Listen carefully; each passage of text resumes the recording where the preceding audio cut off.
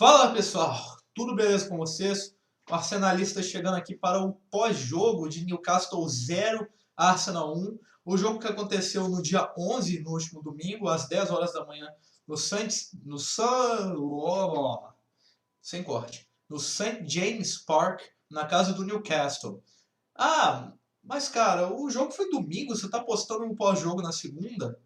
Pois é, cara, eu tenho um pai, né? E eu com as pessoas que têm pai, assim, e tem eles em casa, assim. Eu comemorei o Dia dos Pais com meu velho, então ontem no domingo não deu nem para ver o jogo. Eu vi o jogo foi hoje para fazer esse pós-jogo. Desde já se inscreve, curte, compartilha, xinga o Chelsea nos comentários, porque que pena, hein? O Chelsea levou 4-0 para o Manchester United. Nossa, que pena, cara. Sinto muita pena mesmo. Demais, vamos pro pós-jogo. Primeiramente, passar para vocês a escalação das equipes.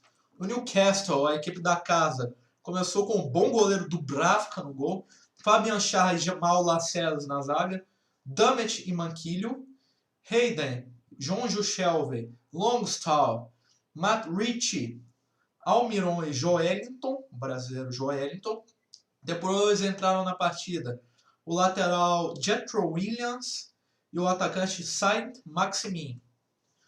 O Arsenal, por sua vez, veio com algumas surpresas na sua escalação inicial.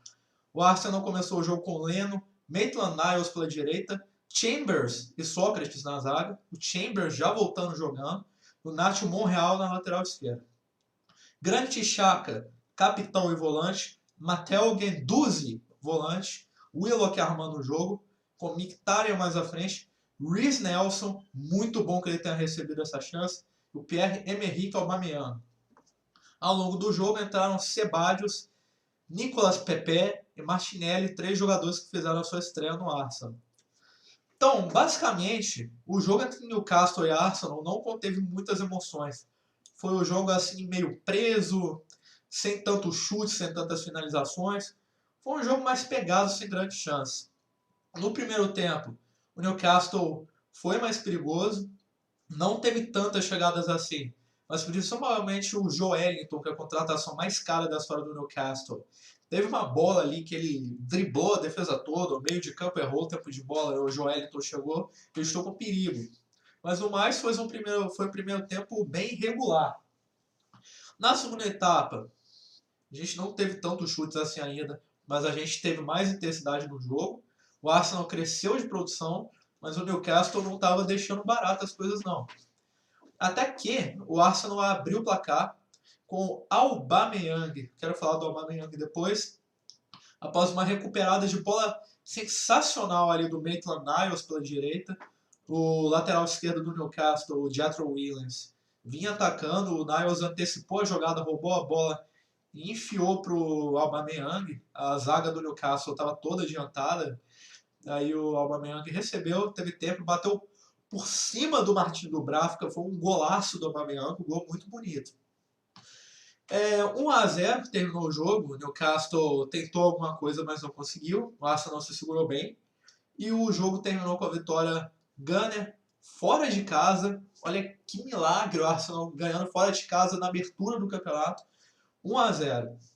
1-0 por tudo que foi o jogo, acho que foi um resultado justo. É claro que a gente queria ter vencido por mais, mas os 3 pontos são o que importam. Fora que o Arsenal, que é um time de graves dificuldades jogando fora de casa, conseguiu jogar de uma maneira sóbria fora de casa e ganhou fora de casa. O Arsenal não costuma ganhar fora de casa. Então ganhar esse jogo fora aí foi muito importante. Alguns detalhes da partida sobre as exibições individuais. Eu acho que o Chambers surpreendeu. Eu não esperava ele como titular. Ele surpreendeu, ele jogou bem, jogou bem.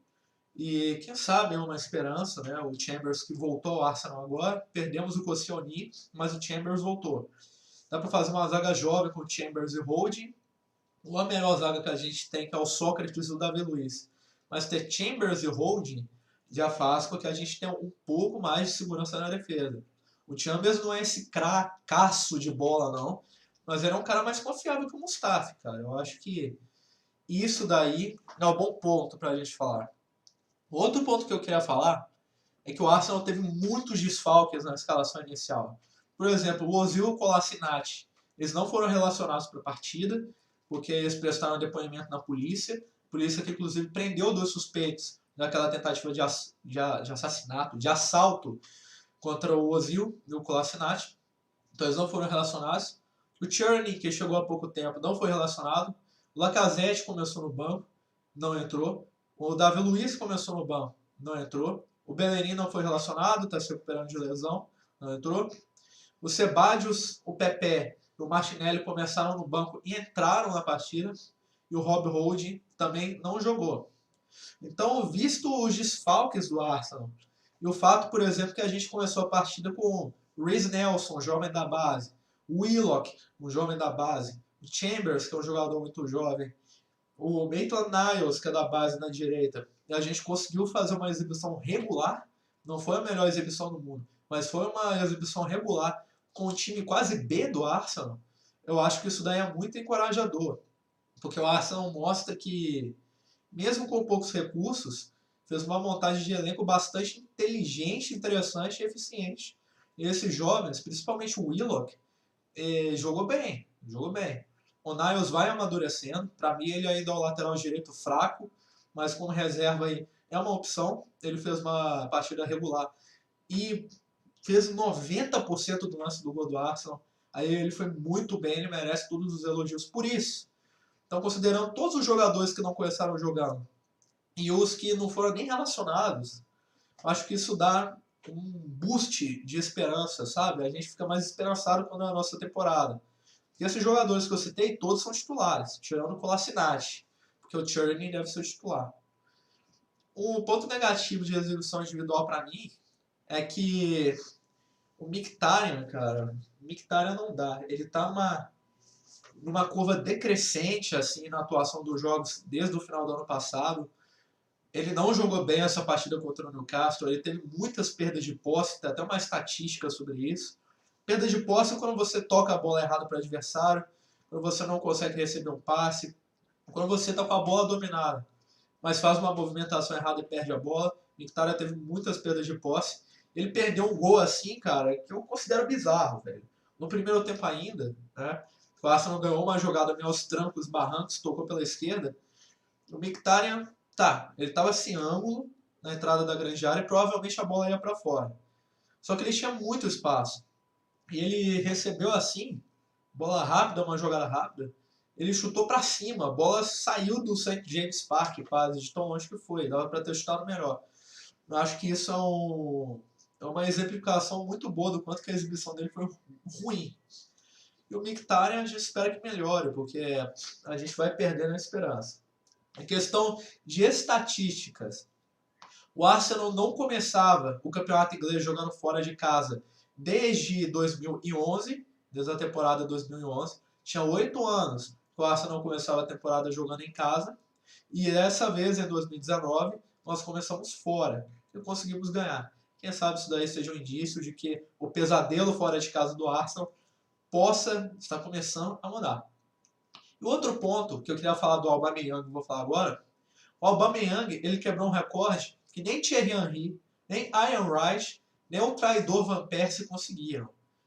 O Aubameyang, nos seus primeiros 50 jogos como jogador do Arsenal, marcou 33 gols.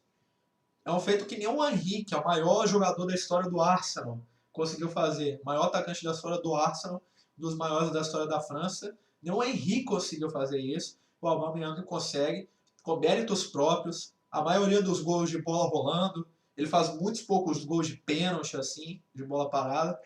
E é um jogador, assim, fantástico, cara. Sobre o Aubameyang ainda, só da gente lembrar que o Lacazette começou no banco e nem entrou no jogo. Isso dá uma esperança ainda maior, cara, porque o Lacazette é um centroavante de qualidade mundial. Então você saber que você pode utilizar os dois na mesma equipe, como foi ano passado, usar um e ter o outro como reserva, cara, isso é muito bom. A gente vê uma perspectiva aí de futuro interessante para o Arsenal. A gente mereceu essa vitória, conquistamos 3 pontos, muito importantes, muito importantes. A gente ali está empatado, né? A gente está teoricamente em primeiro lugar, porque a gente está empatado com as outras equipes que venceram. Mas aí você tem o City que ganhou de 5-0. Tem o United que ganhou de 4-0 do Chelsea, que pena. Tem o Boston que fez 3-1 no Aston Villa, 2 gols de saldo. Tá todo mundo empatado. Mas é um bom início, a gente fez o que a gente precisava de fazer. O Arsenal volta a campo no dia 17 de agosto, em casa, para jogar contra o Burnley. Aí é uma boa chance da gente ver alguns atletas titulares, teoricamente, que não jogaram contra o Newcastle, podendo jogar contra o Burnley. Quem sabe a estreia do Davi Luiz, quem sabe o Sebadios começa jogando. E é uma boa chance da gente somar mais 3 pontos, com humildade sempre, que a gente costuma ter dificuldade contra o Burnley e o campeonato inglês é mais equilibrado. Mas demais, pessoal. O pós-jogo era isso que eu queria falar. O Arsenal jogou bem, mereceu vencer. Os jovens assim, fazendo uma boa exibição, Mkhitaryan ali destoando do conjunto, entretanto. Mas merecemos vencer. Vamos jogar contra o Burnley no dia 17. E é isso que eu queria falar. Se você gostar, curte, blá blá blá, comenta, se inscreve. Zoa o Chelsea aí nos comentários, porque estou realmente com muita dó dessa derrota deles.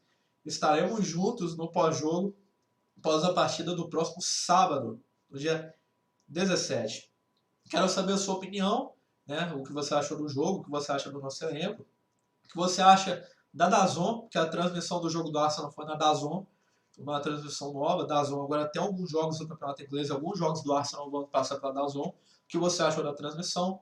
Do mais, é só isso, pessoal. Fiquem com Deus. Deus perdoa. Aubameyang não e o United também não. Chupa Chelsea. Até mais, pessoal.